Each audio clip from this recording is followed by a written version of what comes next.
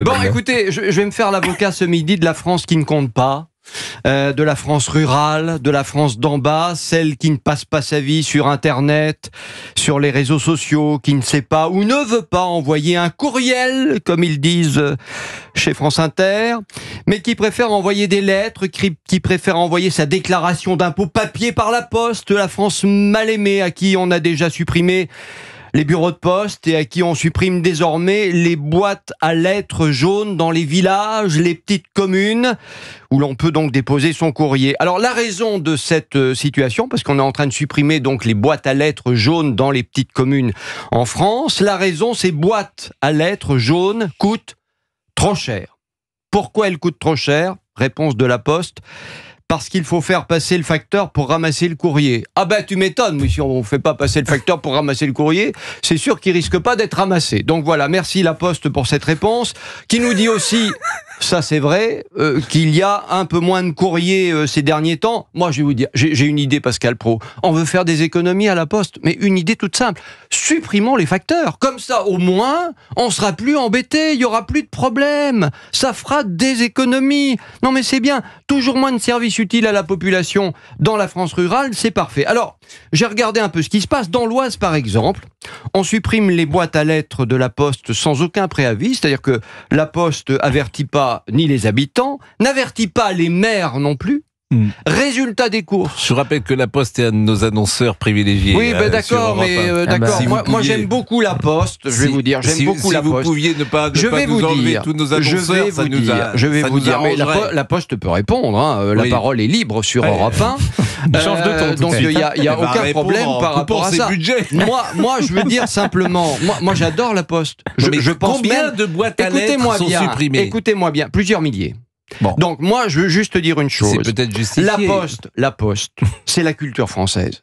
La Poste, c'est l'histoire de France. Oui. Et on est en train de supprimer petit à petit cette histoire de France. Sur quoi ?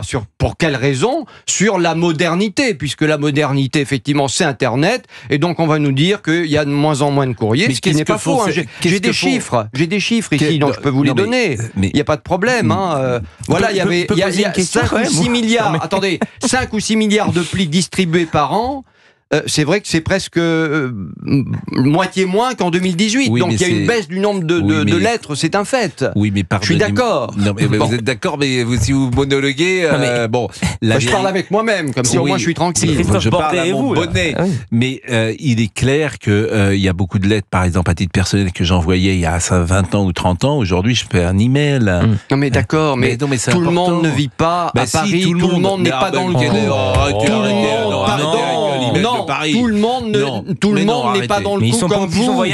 Tout le monde n'est pas dans le coup comme vous. Je suis désolé. Vous allez dans la France périphérique, il y a tout un tas de gens qui ont un certain âge et qui continuent d'envoyer leur courrier. Oui, c'est comme ça. Alors ces gens-là, il faut faire quoi avec eux ? Il faut les supprimer ? Mais Christophe, non mais franchement, faut être vraiment sérieux. Soyons sérieux 2 minutes, oui justement. Faut être sérieux. Je faisais comme tout le monde il y a 20 ans ma déclaration d'impôt et je la postais. Aujourd'hui, je la fais par Internet. Je crois qu'aujourd'hui par. Eh bien, moi, Internet, je la fais toujours pas par Internet. Mais oui, mais vous faites ce que vous voulez. Vous avez le droit. Eh bien, voilà. Oui, mais on fait ce qu'on veut. C'est encore possible d'envoyer du courrier a priori. J'entends bien. Sauf qu'on nous empêche d'envoyer du courrier en supprimant les bureaux de poste et en supprimant les boîtes à lettres. Christophe Bordet, c'est ça la vérité. Vous n'êtes pas une vieille personne. Vous faites des emails toute la journée. Moins jeune qu'avant, mais bon. Oui, mais pourquoi vous ne le faites pas par Internet ? Qu'est-ce qui vous empêche de le faire par Internet ? Pourquoi je pourrais le faire par Internet, je ne sais pas pourquoi, je préfère le faire par courrier. Mais pourquoi ? Mais je sais pas, c'est comme ça. Si vous savez pas, c'est culturel, quoi. Voilà, qu'est-ce que je voulais que je vous dise ?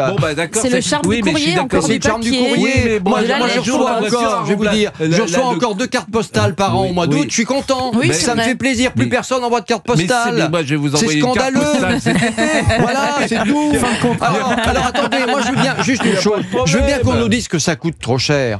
Mais enfin, quand je regarde les chiffres de La Poste, le groupe La Poste présente des résultats en progression. Son chiffre d'affaires, 34,6 milliards d'euros. Résultat net en progression de 1,4 milliard. Oui. On peut maintenir un peu de service public dans la campagne quand même, s'il vous plaît. J'entends bien, il faudrait vérifier d'abord complètement ce que vous dites. Sur les chiffres, c'est pas moi qui les invente. Christophe Ondelat vient d'entrer dans ce studio. Mais il a bien raison, il s'appelle Christophe qui est un homme de modernité, lui, qui n'est pas confit dans son passé. Eh bien, moi, j'adore être confit. Qui vit dans la France périphérique. Voilà. Je vais lui poser la question. Comment il envoie sa déclaration d'impôt par Internet ou honnêtement, je n'ai pas posté une lettre de cette année, par exemple, pas une seule. Voilà. Oui, il y a des gens. D'autant plus que sur le logiciel de La Poste, on peut envoyer des lettres. On peut envoyer des lettres recommandées. Et ce que vous n'avez pas dit, je vous ai écouté. Il a pas le temps de tout dire, il coupe la parole sans arrêt. Oui. C'est que le courrier envoyé par La Poste aujourd'hui, celui que je reçois, c'est que de la pub. C'est que de la pub. C'est Office Dépôt, c'est Messi. Alors attendez, moi je vais vous dire. C'est mon marchand de vin qui fait 20%. Et je reçois aussi les amendes. Moi je reçois les amendes et les PV. Donc là-dessus, ça marche pas mal non plus. Pardon Pascal, on a eu plus d'infos avec Christophe Ondelat en 10 secondes qu'avec Christophe Bordet en 10 minutes.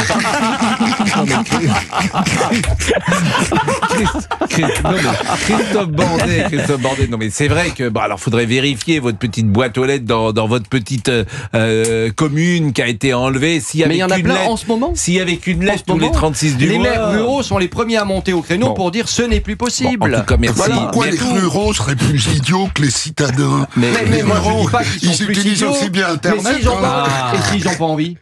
Mais s'ils n'ont pas envie, tant pis pour eux.